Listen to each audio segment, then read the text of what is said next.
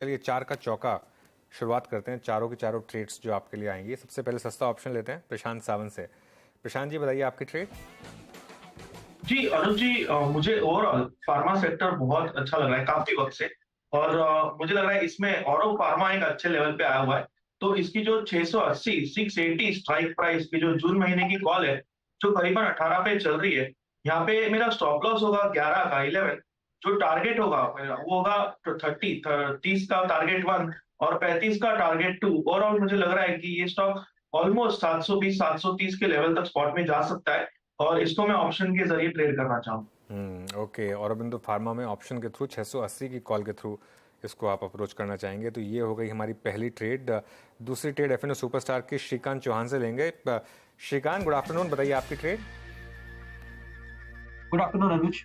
देखिए, हमें लगता है कि सीमेंट स्टॉक्स में भी काफी अच्छी एक्टिविटी बनी है और दालमिया भारत आज यहाँ पे अच्छा खासा ओपन इंटरेस्ट में बिल्टअप आया है। और इस पर्टिकुलर स्टॉक के चार्ट को अगर देखते हैं या प्राइस पैटर्न को देखते हैं तो इसमें consistently higher top higher bottom बना है और अभी एक इन्फ्लेक्शन पॉइंट पे आके खड़ा है। यहाँ से हमें लगता है कि ये स्टॉक दालमिया भारत 2250 के लेवल्स दिखा सकता है और 2165 के करीब लॉन्ग करे। स्टॉप लॉस रखे यहाँ पे 2125 का और टारगेट जैसे मैंने बताया 2250।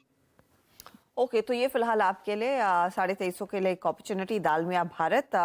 अब चलते हैं हमारे अगले ट्रेड की तरफ और ये देने के लिए एकदम तैयार बैठे हैं अमित सेठ। अमित बताइए चार्ट का चमत्कार।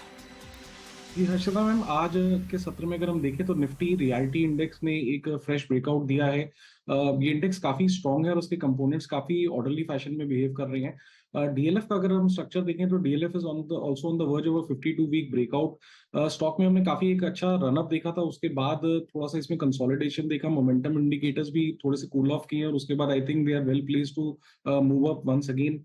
498.50 के लगभग इसका प्राइस है। टारगेट्स लगभग 511 रुपए के रहेंगे और स्टॉप लॉस रखूंगा 493 का।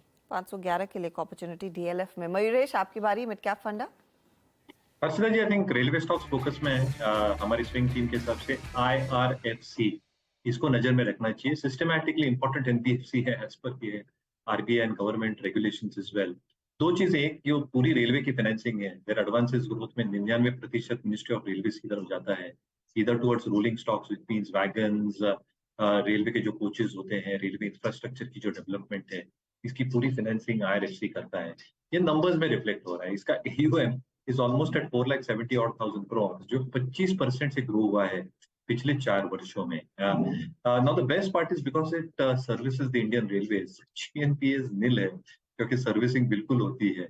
Because it's an importantly systematic NBFC, tax liability nil है, इसलिए जो पूरी कैश फ्लोज होती है और प्रॉफिटेबिलिटी आती है ये डिविडेंड्स के तौर पे आई थिंक डिस्ट्रीब्यूट होती है। 4.5% की डिविडेंड यील्ड ये कंपनी देती है। निम्स जो है इनके, जो मार्केट बोरोइंग है बॉन्ड से 46% और जो LTLs है वहां से 36% है। एक मिनिमल एस्पेक्ट लगाती है for ministry of railways, but कहीं ना कहीं I think even the NIMs at 1.42% with improved cash flows because of the nil tax liability दर्शाते हैं ROAs और ROEs में जो 1.35 और 14.5% के आसपास है। The best part I think जो इनका ऑपरेटिंग एक्सपेंसेस है ये 0.12% ऑफ द रेवेन्यूज। तो आप देख सकते हैं कि आई थिंक जो रेवेन्यू फ्लो है, AUM फ्लो है, ये जबरदस्त बरकरार है। Railways is in focus and railway capex will remain in focus, जिसकी वजह से IRFC फोकस में। ये 39 का लक्ष्य, 3170 का स्टॉप लॉस। क्लियर डिस्क्लेमर, ये रिसर्च नोट तो क्लाइंट्स के पास गया है। मेरी पर्सनल होल्डिंग है स्टॉक में बिल्कुल। ओके, तो ये फिलहाल IRFC आपके लिए एक ट्रेड उभर कर आया आपके लिए। फटाफट से वो चारों ट्रेड्स रैप कर देते हैं, फिर ऑफ कोर्स हम दूसरे जानकारों की तरफ बढ़ेंगे। तो प्रशांत ने इनफैक्ट औरो फार्मा पर कॉल दिया सस्ता ऑप्शन के तौर पर। 680 का कॉल है ये लेने वाला। 30 और 35 के टारगेट के लिए एक अपॉर्चुनिटी। 1850 के आसपास आप स्टॉप लॉस जरूर लगाए। फिर आया था दालमिया भारत, 2250 के लिए एक मौका तेजी का जो श्रीकांत ने पकड़ा। डीएलएफ पर बुलिश है अमित, 511 के टारगेट के लिए ये चार्ट का चमत्कार साबित हो रहा है। 493 का स्टॉप लॉस और फंडामेंटली IRFC पर एक व्यू आता हुआ मयूरेश की तरफ से, जहां पर एक मोमेंटम देखने को मिल रहा है। मोमेंटम आने की उम्मीद इनके लिए उभर कर आ रही है। तो ये फिलहाल कुछ ट्रेड्स जो आपके लिए सामने निकल